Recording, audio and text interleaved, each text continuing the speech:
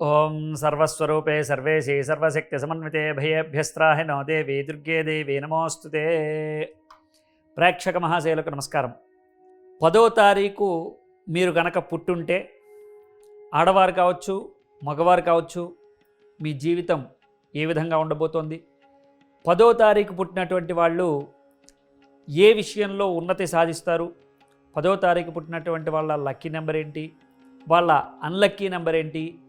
వాళ్ళు ఏ రంగంలో రాణిస్తే వాళ్ళకి కలిగేటువంటి లాభ నష్టాలేంటి? వ్యాపారస్తులా, ఉద్యోగస్తులా, ఏంటి వాళ్ళకి సంబంధించినటువంటి విషయాలన్నీ కూడా మనం తెలుసుకోబోతూ ఉన్నాం. మీరు కనుక 10వ తారీఖు పుట్టినట్లయితే, 10వ తారీఖు పుట్టినటువంటి వాళ్ళు స్త్రీలైనా పురుషులైనా సరే విద్య అనేటువంటిది చాలా బ్రహ్మాండంగా వస్తుంది. దాంతోపాటు వాళ్ళ తెలివితేటలు కూడా ఎప్పుడూ కూడా అమోఘంగా ఉంటాయి. అందరితోనూ కూడా కలిసిపోయే మనస్తత్వం, అలాగే నాయకత్వ లక్షణాలు ఉన్నటువంటి ఒక గొప్ప నెంబర్ 10వ నెంబర్. ఈ 10వ నెంబర్లోనే ఒక గొప్ప లక్షణం ఉంది. మీరు చూసినట్లయితే 10కి 0 ఇటువైపు ఉంటే అది ఒంటరిది, 0 ఇటువైపు ఉంటే దాని యొక్క వాల్యూ డబల్.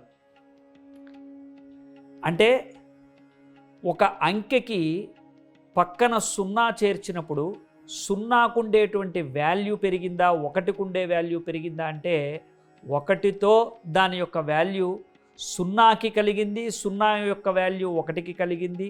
ఈ రెండింటినీ కూడా మనం జీవితానికి ఆపాదించుకున్నట్లయితే, ఎవరైతే 10వ నెంబర్లో పుట్టిన వాళ్ళతో స్నేహం చేస్తారో వాళ్ళ వాల్యూ పెరుగుతుంది, వీళ్ళ వాల్యూ కూడా పెరుగుతుంది. అంతేకాదు 10వ తారీఖు పుట్టినటువంటి వాళ్ళకి స్నేహం యొక్క ప్రాముఖ్యత బాగా తెలుసు. అలాగే వాళ్ళతో స్నేహం చేసినటువంటి వాళ్ళకి లాభ నష్టాలు ఎలా ఉన్నప్పటికీ కూడా వాళ్ళతో జీవితం అనేటువంటిది చాలా బ్రహ్మాండంగా ఉంటుంది. అలాగే స్నేహానికి గొప్పదైనటువంటి అర్థాన్ని ఇస్తారని చెప్తూనే సంపదని కూడా సృష్టించగలుగుతారు. అసలు ఏమీ లేని చోట కూడా 10వ తారీఖు పుట్టినటువంటి వాళ్ళు సంపదని సృష్టించగలుగుతారు. అలాగే 16-17 సంవత్సరాలకే వాళ్ళ జీవితంలో సంపాదన ప్రారంభమైపోతుంది. అలాగే వాళ్ళు ఒకవేళ నిజానికి విద్యా ప్రయోజనం పూర్తయ్యి, అంటే ఏదైతే వాళ్ళు చదువుతూ ఉంటారో ఆ చదువు 17-18 సంవత్సరాలకు కూడా పూర్తయిపోయి వాళ్ళు ఇంకేదైనా మంచి చదువు చదవాలి అని అనుకున్నా సంపాదన కూడా ప్రారంభించవలసినటువంటి అవసరాలు ఏర్పడుతూ ఉంటాయి. అలాగే 17-18 సంవత్సరాల నుంచి 32 సంవత్సరాల దాకా తిరిగి చూడకుండా ఉండనంత సంపద ప్రతినిత్యము సంపాదిస్తూనే ఉంటారు. ప్రతి సంవత్సరము దాన్ని పెంచుకుంటూనే వెళ్తూ ఉంటారు. వీళ్ళకి ప్రభుత్వ ఉద్యోగాలు వచ్చేటువంటి అవకాశాలు మెండుగా ఉన్నాయి. అంతేకాదు క్రీడా రంగంలో ప్రధానంగా వీళ్ళు రాణించేటువంటి అవకాశాలు ఉన్నాయి. వీళ్లతో ఎవరికైనా సరే పోటీ ఉన్నట్లయితే వీళ్ళే ముందుంటారనడంలో సందేహం లేదు. వీళ్ళకి వాల్యూస్ అంటే విలువల్ని ఎక్కువగా వీళ్ళు ప్రేమిస్తూ ఉంటారు. అలాగే కొద్దిగా పరిశుభ్రంగా ఉండటము అంటే కూడా వీళ్ళకి ఇష్టం. అలాగే సాధారణమైనటువంటి జీవితంలోంచి గొప్ప జీవితంలోకి వెళ్ళేటప్పుడు గొప్ప వ్యక్తుల్ని కలవటం, గొప్ప వ్యక్తుల్ని ప్రేమించడం, గొప్ప వ్యక్తులతో వివాహం అవటం కూడా జరుగుతుంది. వీళ్ళకి తగినటువంటి భార్య, తగినటువంటి భర్త లభించడం అనేటువంటిది సహజంగా జరిగిపోతూ ఉంటుంది. అంటే వివాహ వ్యవస్థ అనేటువంటిది కూడా సాధారణమైనటువంటి వయసులో జరగవలసినటువంటి విధానంలో 25-28 సంవత్సరాల మధ్యలో వాళ్ళ వివాహం జరిగిపోతుంది. దాని తర్వాత అసలైనటువంటి పర్సనల్ కష్టాలు ఏర్పడుతూ ఉంటాయి.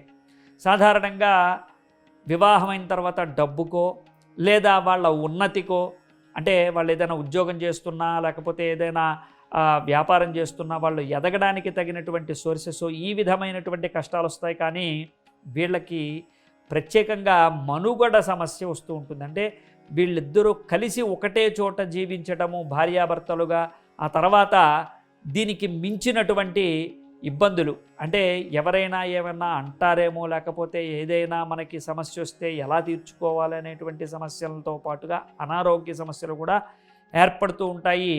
అంతేకాదు వీళ్ళిద్దరికీ సంబంధించినటువంటి విషయాలన్నీ కూడా అన్నెసరీగా, అంటే మూడో పర్సన్ కలగజేసుకుని మాట్లాడడం లాంటివి కూడా జరుగుతూ ఉంటాయి.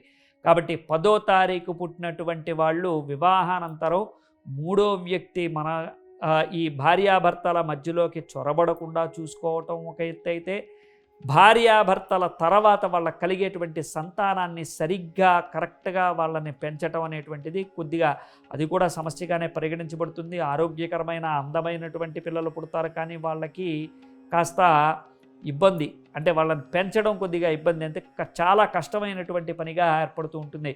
కాబట్టి 10వ తారీఖు పుట్టినటువంటి వాళ్ళు వాళ్ళ పిల్లల భవిష్యత్తుని, వాళ్ళ యొక్క భార్యాభర్తల మధ్యలో ఉండేటువంటి సంబంధాలని ఎప్పుడూ ఇబ్బంది కలగకుండా ఉండేలాగా చూసుకునేటువంటి ప్రయత్నం చేయండి. అదేవిధంగా డబ్బులకి ఏమీ లోటు ఉండదు, అప్పులు చేస్తూ ఉంటారు, మళ్ళీ తీర్చేస్తూ ఉంటారు, వాళ్ళకేమీ చివరికి వచ్చేటప్పటికి ఎలాంటి రుణ బాధలు ఉండవు. అయితే గ్రహస్థితి వల్ల ఏదైనా ఇబ్బందులు కలిగినా, లేకపోతే వ్యక్తిగతంగా ఏదైనా ఇబ్బందులు కలిగినా, లేకపోతే పిల్లల్ని సంబంధించినటువంటి ఏదైనా ఇబ్బందులు కలిగినా తక్షణమే వీరు నవగ్రహ పాశుపత అభిషేకం చేయించుకోవటం మంచిది. నవగ్రహ పాశుపత అభిషేకం అంటారు.